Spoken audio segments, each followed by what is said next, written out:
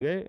ये परजीविता का तीसरा बिग डोज था कि अब ये लोग पक्का क्या बनाते हैं, IITN बनाते हैं। समझ में आई बात?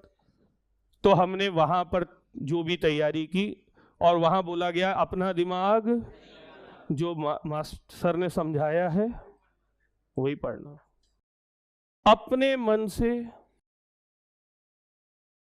फिर इसके बाद जिनका हुआ PET PMT, बाकी सब जो इकट्ठे हुए धोखे से इंजीनियर, फिर उनको समझ में आया कि यार इस इंजीनियरिंग का तो कोई मतलब, आप लोग जान ही रहे होंगे, मैं भी हूं, ठीक है, और ठीक ठाक NIT वगैरह से, लेकिन फिर भी कह रहा हूं मैं आप, और 2000 के पहले का NIT मतलब IIT हुआ करता था। लेकिन फिर भी मैं कह रहा हूं कि हमको ये समझ में आ गया कि ग्रेजुएशन, तो ग्रेजुएशन में भी मामला ये रहा कि नहीं, वो 20 क्वेश्चन है ना। आप बताओ, जिसकी पूरी जिंदगी इस बात पे कटी है कि मन से जो दूसरा दे उसी से पढ़ना है, उसको अचानक से सिविल सर्विसेज में आके कहा गया अब मन से लिखो।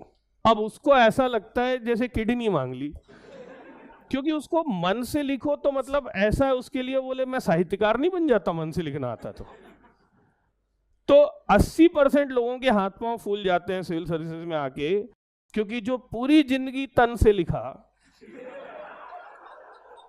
अब उसे कहा गया मन से लिखो।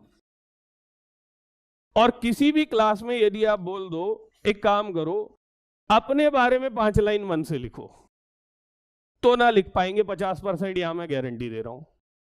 यदि मैं सिर्फ सबसे आसान चीज लिखने बोलूं आपको, आप अपने ही बारे में 5 चीजें या 1 पेज मन से लिखो, और आप घर पे लिख लेना, नहीं तो यदि आपको मेरी बात पे भरोसा ना हो तो। भाई यहां तो इज्जत का सवाल है, लेकिन अपनी आंखों के सामने बेइज्जत होने में कोई दिक्कत थोड़ी है। तो आप घर जाके टेस्ट कर लेना, 1 पेज में अपने बारे में मन से लिख के देख लेना, तो आपको समझ में आएगा कितना डिफिकल्ट है।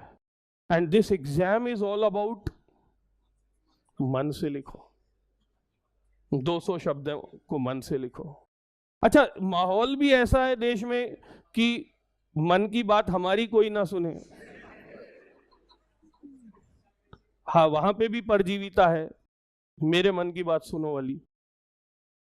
तो मैं ये कह रहा हूं कि यहां पर स्थिति ये है कि आपको इस प्रोसेस को, तो परजीवी जो है वो तन से लिखते हैं, वो निर्भरता पर लिखते हैं, और इसलिए उनको सोर्स चाहिए, इसलिए उनको गाइडेंस चाहिए,